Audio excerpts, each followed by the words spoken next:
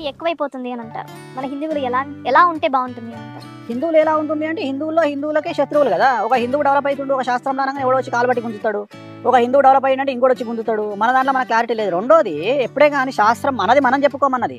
ఇప్పుడు ఎంతసేపు క్రిస్టియానిటీ మీద వేరే కమెంట్లు పడి ఏడవడం కాదు కదా. మనలో ఉన్న వాళ్ళను కాపాడుకోవడము మన ధర్మం. ఫస్ట్ మీరు అది చేయాలి కదా. అది చేయకుండా మీరు ఎంతసేపు వేరే వాళ్ళ మీద పడి ఏడవడం అనేటువంటిది ముఖ్యం కాదు. మన దాంట్లో ఉన్న మన వాళ్ళను కాపాడుకోవడం మన ధర్మం.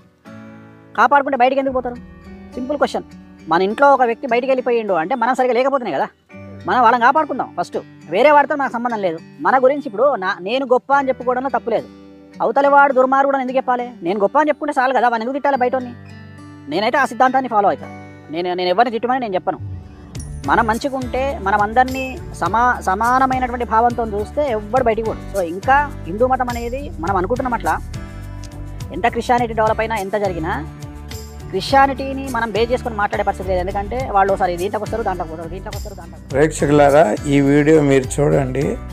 ఒక మంచి విషయం చెప్పాడు స్వామి వేణుస్వామి గారు. మంచి ఫేమస్ ఆస్ట్రాలజిస్ట్ అండి. సినిమా స్టార్స్కి, పెద్ద పెద్ద రాజకీయ నాయకులకి ఆయన ఇది ఆస్ట్రాలజీ చూస్తూ ఉంటారు. మరి వాళ్ళ అదృష్టాలన్నీ తెలియపరుస్తూ ఉంటారు. చాలా మంచి మాట చెప్పాడు. ఆయన నేను అప్రిషియేట్ చేస్తున్నాను. మీరు విన్నారు కదా ఏమన్నాడు?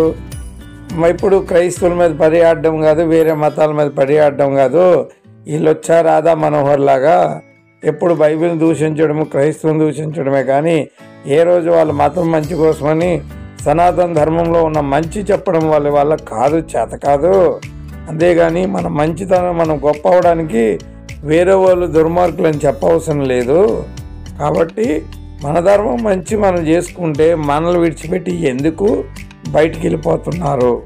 ఎందుకంటే మన వాళ్ళని సరిగ్గా ట్రీట్ చేయట్లేదు, కావాల్సిన ఆత్మగౌరవము, రెస్పెక్ట్ ఇవ్వట్లేదు.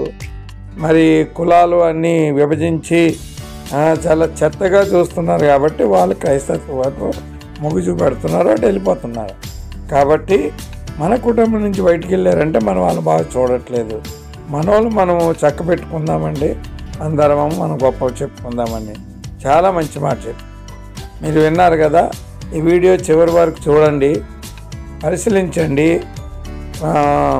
వేణుస్వామి గారు చెప్పిన మాటలు పరిశీలించి చక్కనైన కమెంట్ పెట్టి మీరు తెలియపరుస్తారని ఆశిస్తూ ఉన్నాను. Thank you very much.